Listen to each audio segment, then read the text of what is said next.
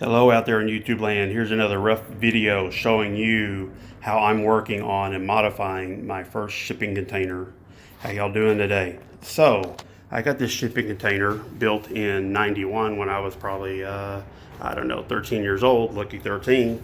And turns out if you're ever wondering why there's so many shipping containers, they're built all in China. They're supposed to have a lifespan of 30 years, and that's registered for sea use. You know, if you look at the flooring, all that, there's a media plywood, which is made up of a lot of different fruit wood, hard bamboo wood and stuff, which have tons of chemicals, which are an inch and a quarter thick, and they're made to be able to withstand forklifts and all kinds of stuff. So, but they only use these containers for 10 years out at sea. So, looking at it, you see why there's so many extra and why people are always selling these used containers. You've seen tiny homes and tiny projects and other things like that. Well, we're using it for storage. So I got this storage container, but the floor's all rotten. Friends actually hooked me up and gave it to me. Thank you, Dirk. Thank you, Mauricio. Anyway, had to give them a shout out. Got it over here. You can get them moved depending how far, $300 to $500 from what I understand. One like this can go for around $1,500. It's a 20-foot container, but the floors are pretty rotten. Where they had it, it was sitting. It was on their property, and some people had a lot of junk sitting in here, and there was some rats. I don't know what all was in here. Anyway, this one here needs some work, of course, and you'll see some holes here. I'm going to come back and weld some sheet metal on top with a MIG welder later. But the main thing we're looking at here today is replacing the floor.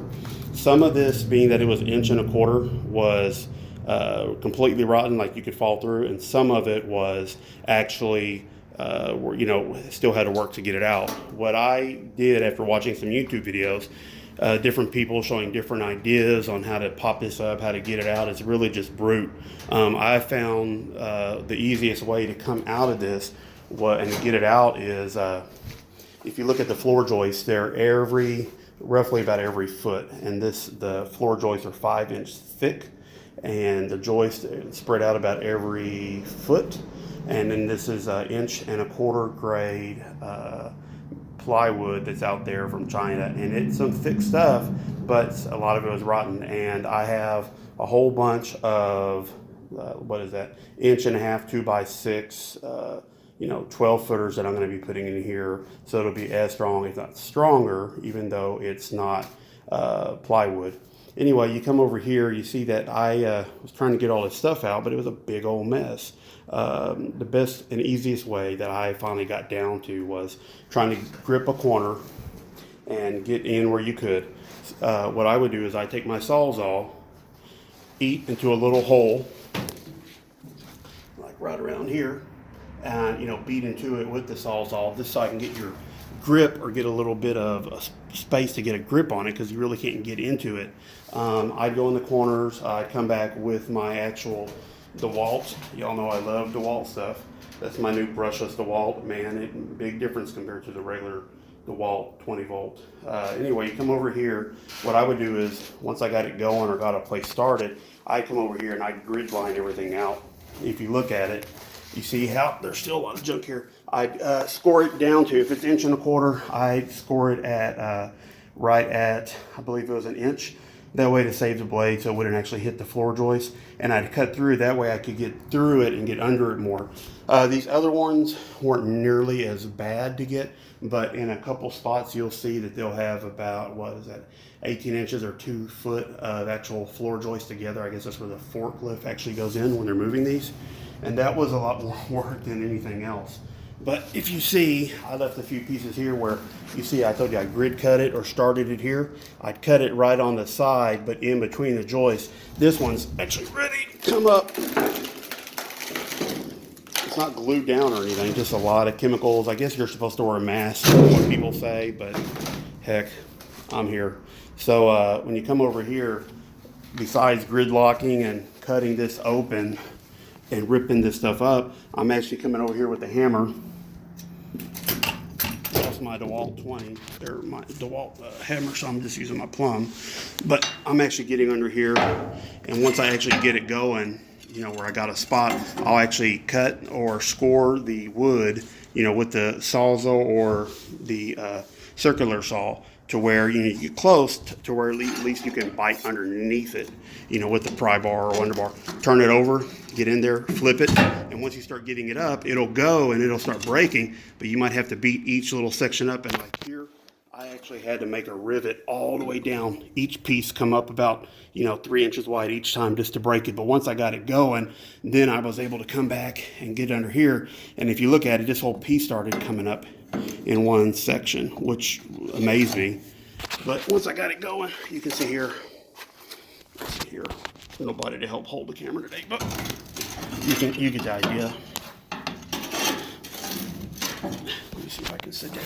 Let's see how this is going to work for a second. No video or Academy Award today for filming. Okay, let's see how this works.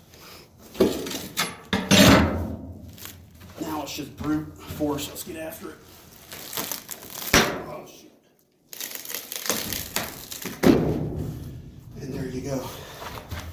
That's pretty much how it's looking after you get these up. At first, once I get this up, I was coming back and actually grinding these nails at the base because I'm going to prime all this and at least put a base or like a Rust-Oleum coat on this. At first I was grinding these down, down to the base like you see here.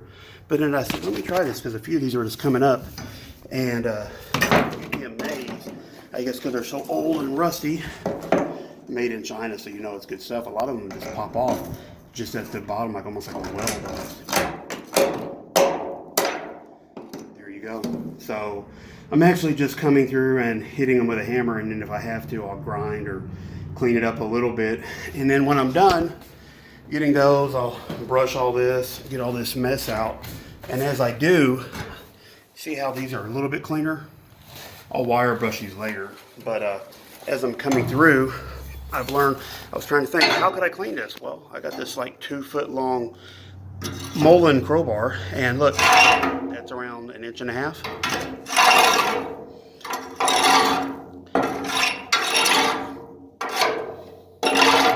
Might not get all of it, but it'll get a lot of it, and then I can come back and wire brush it. Before I put that floor down, what I'm going to do is clean all this up and just, use spray can, Rust-Oleum or something, and put a good bead down everywhere, silicone if I have to. And I got those 2x6s I'll be putting in, and I'll show some pictures and some other videos later when I'm done. But pretty much that is where I'm at on my first shipping container. And I got to get up here and we'll have another video on fixing this and some other mods we're going to do. Anyway, hope this helps. If you like, please click like and subscribe. Y'all have a good day.